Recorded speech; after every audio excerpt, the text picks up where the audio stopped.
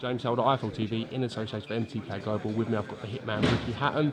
We're here at the big press conference. Your new fighter, Darryl Williams, in action, and Nathan Gorman signing with Frank Warren Promotions. Interesting. Yeah, absolutely. I've, you know, at the end, you know, I do promotions, you know, and I train fighters, obviously, you know. But you know, Nathan is a fighter that warrants a more exposure, if that, you know, that makes any. You know, makes any sense. I think he's a real precocious talent. 9 fights unbeaten. He's only 21 years of age. I think he's only boxing 2.5 years. He boxed in 2.5 years, and after 9 fights, he was already in the Great Britain, the GB team.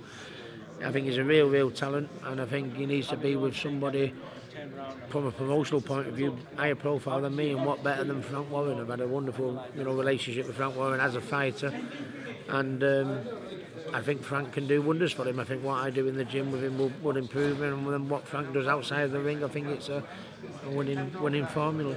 You and Frank have had your well-documented ups and downs over the years.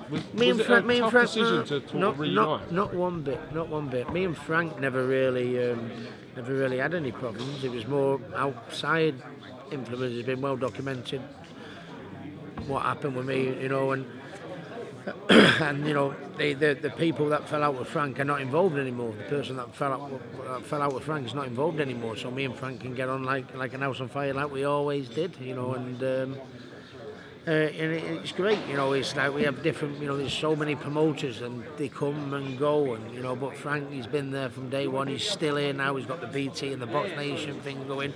There's no better person to put my fighters in, you know, in line with them than Frank Warren. He's the man for me, and we've always got, you know, and that's why Big Nathan's come here. Yeah. People will make comparisons between Daniel Dubois, who Frank Warren's got, and Nathan Gorman. Potentially, could be a huge fight somewhere down the line. Well, it is. I've seen Daniel, and he looks a wonderful prospect, and also I've got Nathan and that. You know, the thing is that Nathan's a wonderful talent and a wonderful prospect. But promotion-wise, you know, Frank can give him the platform I think he deserves for his talent. You know what I mean? I promote him, and I can keep an eye on him, and you know, bring him progressively on at the right pace, and along working with Frank. It's a winning combination. You know, everybody's seen Daniel Dubois. Nobody's seen my kid yet. They will do. They will do. You know what? You know where they're coming from, though, mate. You know what I mean? I think, you know, and this is the platform he needs to be on. I want to talk a little bit about FLOYD MAYWEATHER taking on Conor McGregor. Having shared a ring with FLOYD MAYWEATHer, what chances do you give Conor of being successful? I don't give him much chance. This is probably the most asked question I've had, you know, recently, for obvious reasons. It's such a massive thing. But and I always got to be careful how I answer it, because I'm a huge McGregor fan. I think he's a real person, he's a character, I think he's good for sport, you know, and everything. And I've got lots of Irish friends and fans, but I can't get my head around the fact that the best pound-for-pound fighter in the world, I know he's retired a few years, and arguably maybe the greatest of all time, he's fighting somebody. It doesn't matter how good he is at punching at UFC. You know, he's fighting FLOYD, and he's not had a professional boxing match to his name. Can't go in. After sharing the ring with him, know how difficult it was to nail him with my 100 mile an hour style. You've got Saul Alvarez, Canelo, who barely won a round against him, who's probably one of the best pound-for-pound, could be the best pound-for-pound fighter in the world if he beats Golovkin, you know, shortly. De La Hoya, probably the most technical boxer, talented boxer, one of them, in my... We couldn't solve the puzzle. I can't see how Conor's going to do it. And I don't blame him for taking the fight. I think if he offered me the money, I think I'd probably take it. So I sound a bit hypocritical in many ways. I don't blame Conor, I don't blame FLOYD, but surely there must be somebody who can step in between and go, how's this happening? It's just, you know, with boxing now you have catch weights, people failing the weight where the fight still takes place and they don't fight for the title. We've got catch weights, catch sports now. I mean, what's happened to our sport? You know, it just...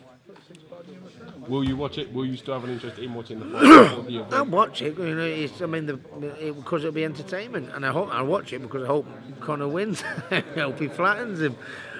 So of course I'll watch it. I won't be going to Vegas to watch it, but I will most definitely watch it. And I'm a big Conor McGregor fan, and he hopes he does it. You know, when people ask you the question, I've got to answer it honestly. I can't really see it. So the thing is with Conor, if Conor nails him, he could knock him out. But he's only going to nail him if Floyd goes for the knockout. If he takes chances, he doesn't. He's happy just taking his money and going to a 12-point shutout. He doesn't take the chances, does he, Floyd? So I think it could be like 12 rounds to 0. You know what I mean? You know, because he doesn't take chances, does he? It's all safety first. So, you know, I can't see. The only chance he's got is if Mayweather gets careless. And when have you seen Mayweather get careless in 48 fights? Potentially Paulie Malignaggi could be in the camp for sparring. Do you think that's a good idea to bring Paulie in from Conor McGregor's point of view? Very much so, yeah. Very much so. You know what I mean? He's quick. You know, Malignaggi's quick, even still at this later stage of Paulie's career.